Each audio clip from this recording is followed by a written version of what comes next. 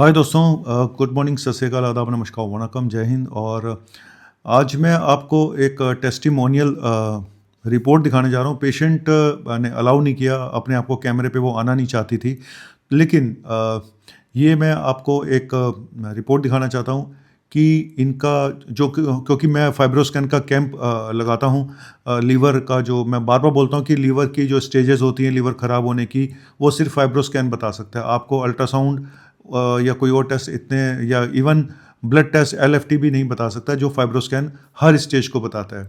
और लीवर ख़राब होने से पहले 3 स्टेजेस होती हैं फाइब्रोसिस की, जो लीवर सिकुड़ना शुरू हो जाता है, और वो है स्टेज 1, स्टेज 2, स्टेज 3। तो ये जो पेशेंट की मैं कहानी आपको बताने जा रहा हूँ, इनका नाम कविता है, पूरा नाम मैं नहीं बताऊँगा आपको। तो कविता जी का जो जब मेरे पास पहली बार आई थी, तो इनका ये शायद रिपोर्ट कुछ महीने पहले की है। 11 इनका केपीए स्कोर था, और जो कैप स्कोर था 330। कैप स्कोर जो होता है ना, वो फैट को बताता है। कैप स्कोर फैट को बताता है, 330 था। और जो केपीए स्कोर मेन बताता है फाइब्रोसिस को, तो केपीए स्कोर 11 था। मॉडरेट टू सीवियर फाइब्रोसिस के बीच में था, 10 से ऊपर था, तो मॉडरेट टू सीवियर फाइब्रोसिस के बीच में इनकी ये रिपोर्ट थी। तो इनको मैंने कुछ मेडिसिन शुरू करी, हमने सेरोग्लिटाजार शुरू किया, हमने टोकोट्रिनॉल दिया, लेकिन मुझे ऐसा लग रहा था कि इनको कुछ और भी करना चाहिए, क्योंकि इनका वेट साथ में रिड्यूस नहीं हो रहा था। तो हमने इनको मोंजेरो शुरू किया, 3 महीने मोंजेरो दिए इंजेक्शन, जो GLP-1 रिसेप्टर एगोनिस्ट है, जो वेट रिडक्शन, और ये प्री डायबिटिक भी थे, तो इनको हमने मोंजेरो भी स्टार्ट किया। और अब रिजल्ट आपको, जो 11 केपीए स्कोर था, ये सब ट्रीटमेंट देने के बाद अब जो इनका रिपोर्ट आई है, मैं ब्लड रिपोर्ट भी करा रहा हूँ, उसकी रिपोर्ट फिर मैं शायद बाद में बता पाऊंगा आपको, अभी नहीं आई है उनकी। लेकिन केपीए स्कोर जो आज हमने कराया टेस्ट, उसमें केपीए स्कोर 6.3 आया है, जो 7 से नीचे होना चाहिए, बिल्कुल नॉर्मल।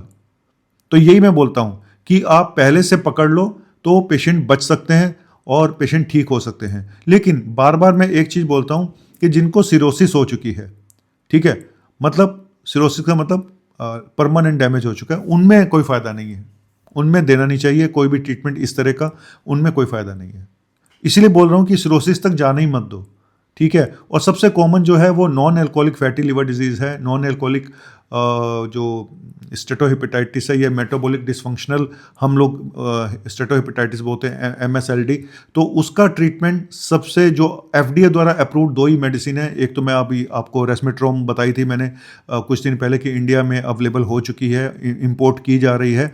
दूसरा इंजेक्शन GLP-1 रिसेप्टर एगोनिस्ट, चाहे वो ओजेम्पिक है चाहे मोंजेरो है, सिर्फ ये 2 ही मेडिसिन का रोल है इस तरह के पेशेंट्स में। तो थोड़ा महंगा ज़रूर है मोंजेरो, लेकिन किसी की जान बच सकती है, क्योंकि लीवर एक बार परमानेंट डैमेज हो जाए तो उसका कोई इलाज नहीं है।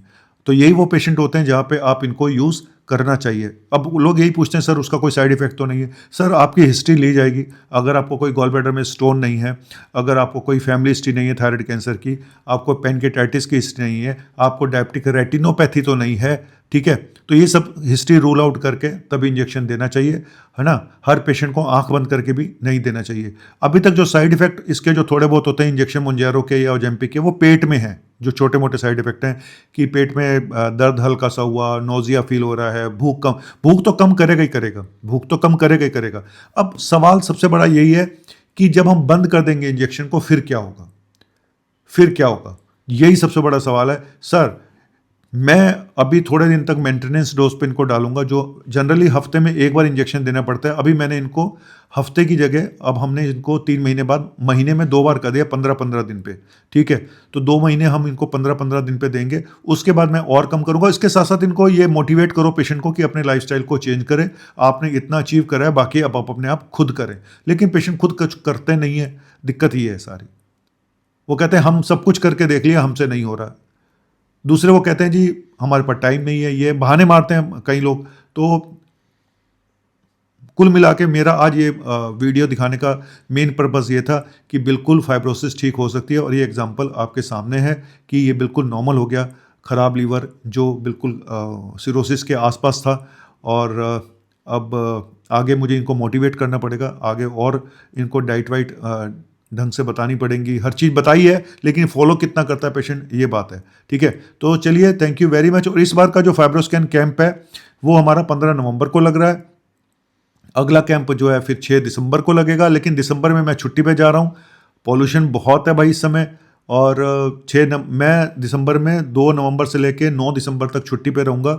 शायद मैं 6 दिसंबर को आऊँ कैंप वाले दिन, मुझे कंफर्म नहीं है, कंफर्मेशन नहीं है कि शायद मैं आऊँ या ना आऊँ। लेकिन हाँ, कैंप लगेगा तो आपको रजिस्ट्रेशन कराना है। आप मेरे नंबर पे व्हाट्सएप पे मैसेज करके 9810416762 पे फाइब्रोस्कैन के लिए मैसेज करके रजिस्ट्रेशन करा सकते हैं। सिर्फ 30 पेशेंट का होता है, इससे ज़्यादा पेशेंट्स का नहीं होता है। Thank you very much. तो ये मत बोलें कि लीवर ठीक नहीं हो सकता, लीवर बिल्कुल ठीक हो सकता है। आप खुद भी कर सकते हैं, लेकिन वो प्रॉब्लम उन लोगों के साथ ही है जो नहीं कर पा रहे हैं, ना वेट लॉस कर पा रहे हैं, ना अपनी डाइट ठीक कर पा रहे हैं, ना वो एक्सरसाइज कर पा रहे हैं, या करने के बाद भी उनके रिजल्ट नहीं आ रहे हैं। तो ये उन लोगों के लिए है ना। एक वो जो कुछ कर नहीं पा रहे हैं, और दूसरे वो जिन्होंने सब कुछ करके देख लिया लेकिन रिजल्ट नहीं है। तो ये उन लोगों के लिए। थैंक यू वेरी मच, शुक्रिया, बाय बाय।